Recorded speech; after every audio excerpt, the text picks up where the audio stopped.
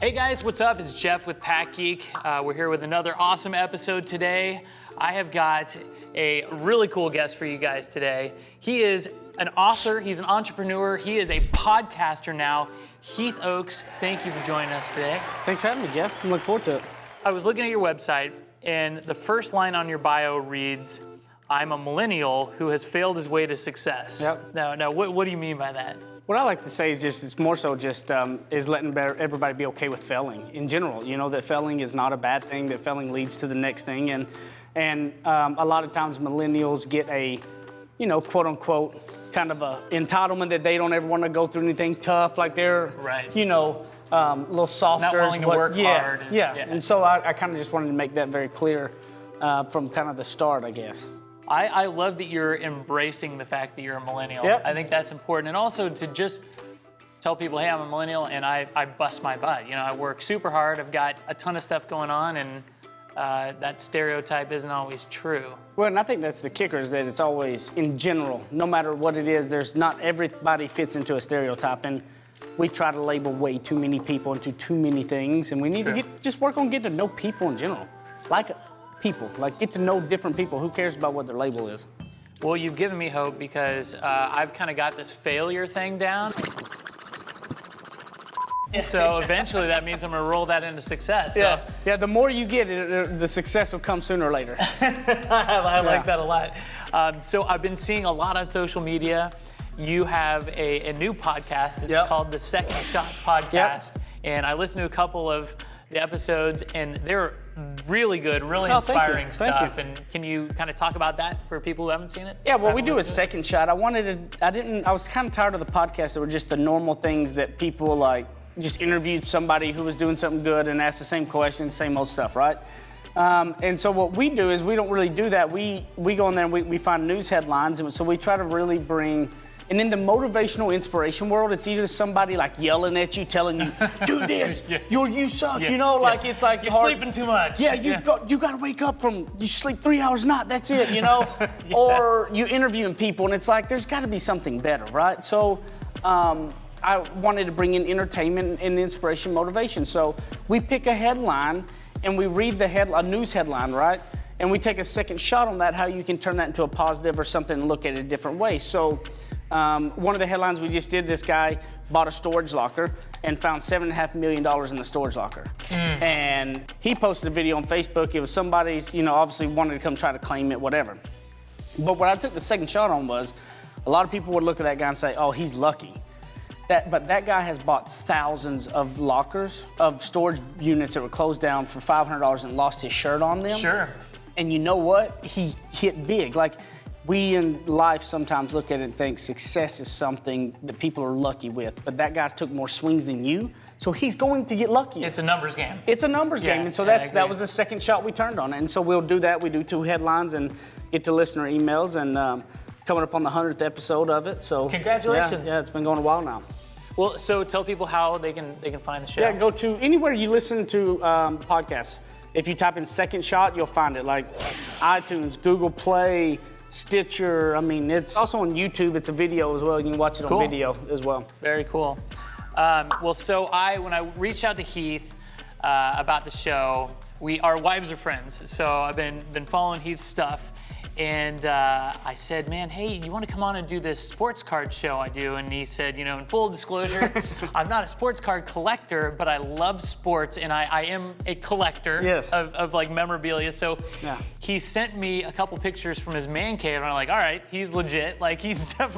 He likes sports a lot, and I saw a lot of Green Bay Packers stuff there. So you're a Texas boy. Yes. How did you end up becoming a Green Bay Packers fan? Yeah, look, growing up in East Texas too, everybody was Dallas Cowboys fan. That's the deep heart of Cowboy country, right? Of course. Everybody was a Cowboys fan, so I didn't want to be a Cowboys fan. And it was early 90s, so that's easy to be a Cowboys fan, right? That's easy picking. But everybody else was, so I didn't want to be. And one day, watching this, in probably 93 or so, you got Brett Favre rolling to the right, jumping in the air, throwing it across the field, slapping everybody on the butt, picking up a lineman and having a blast. And I'm like, I like this team. and I became a diehard Packer fan. I had a life-size cutout of Brett Favre. I had my sheets, my comforter with Green Bay Packers. Against the grain. Cheesehead, you name it. One time we were coming back from my grandma's after church, and the Cowboys were playing the Packers, and the Packers were winning. And on the way, I'm telling my dad, I'm like, Brett Favre just threw a touchdown. I'm like, just making, loving it, right? We're winning. Yeah. My dad was like, oh my God, check my tire. And I get out, he took off, he said, call Brett Favre to get you. I had to walk 2 miles home. So a house divided. Yeah, call Brett Favre to get you. Yeah. That's the last time I get out to check a tire. So with that said, I wanted to figure out some packs that I could bring in that would be fun for you. So I brought in some packs of 1991 Upper Deck football. This is Brett Favre's rookie year. So we have a chance to pull a Brett Favre rookie here today, and I have a feeling you're bringing some good luck here. That'd be awesome. So there's 4 of those for you, and I've got 4 here. I'm gonna use my teeth here. Do this like a savage. So let's talk about your book. Yeah. So Ignorance on Fire is the name, correct? What can you tell us about that? Well, Ignorance on Fire came from a mentor called me one time, said that when I was really, obviously very young on, she said, I got ignorance on fire, I got to deal with it. I remember thinking, how do I take that, right? That was kind of like when I was in football and coaches would always go, Oaks, you sure got a lot of heart. So you're saying I'm not really that good, but I try hard. Uh-oh. Jeff. Oh my God. First card. What in the very first card. That is nuts. I thought I was doing well. I pulled the Ricky Waters rookie as my first card. But Heath, should we retire now? Literally, this was the #1 card on the day. Okay, I know you're not a sports card collector. That is crazy. These packs, as you guys know, you can't see through these. You aren't able to figure out the sequence of the card, so I couldn't have cheated with that. Very first one. Well, should we go get beers or something now? Look what #2 is. Andre Rison. Andre Rison. He's on a roll here. Yeah. That is insane. All right. It was Mike Merriweather. We have 8 packs out of a box that has 36 packs. Heath opens 1, and his very first card is the 1 card we were hoping to get out of 36 packs. And then doing LT. pretty well. LT is, one of the greatest of all time. And a scary dude. Let's see. Now you.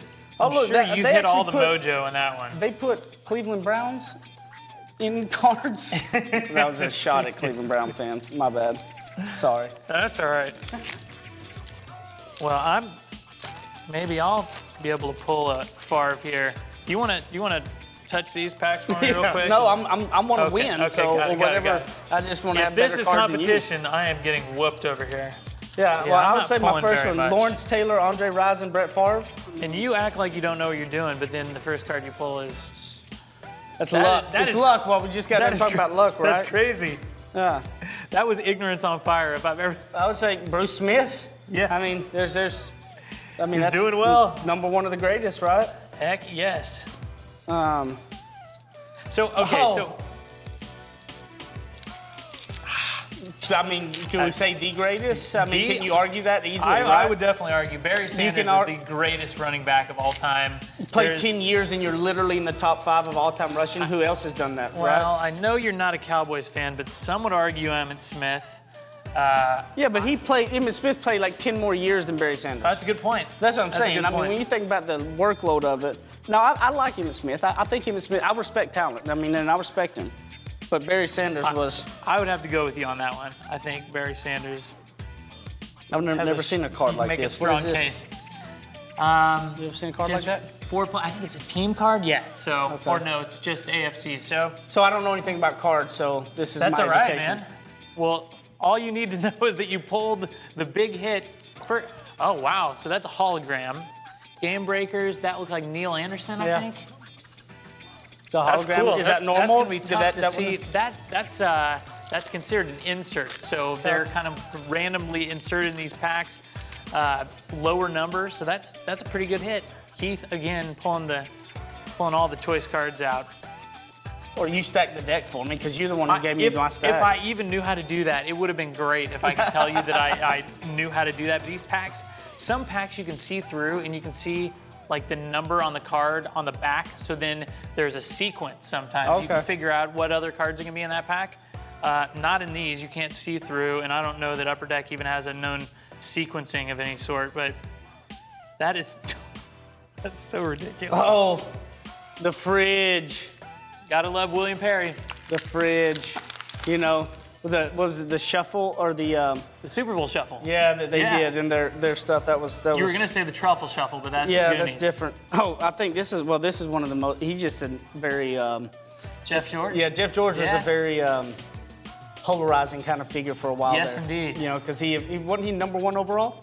I think so. I think he was he was in the top, and then he just felt like he may have had an okay rookie season, and then it kind of fell off after that. Yeah, I mean, and then obviously, the good thing is people like Ryan Leaf and Jamarcus Russell, cleared the way to be the biggest bust for all them.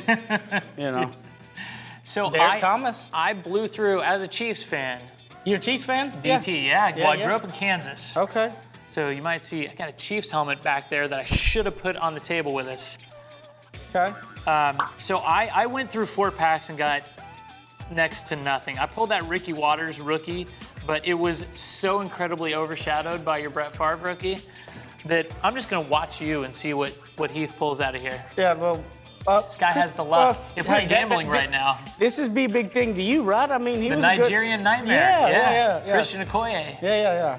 I mean, not other people may not know who he is, but a lot of Lions in here because they get a lot of first-round picks.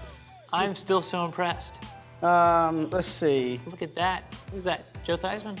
Joe Namath. Joe Namath.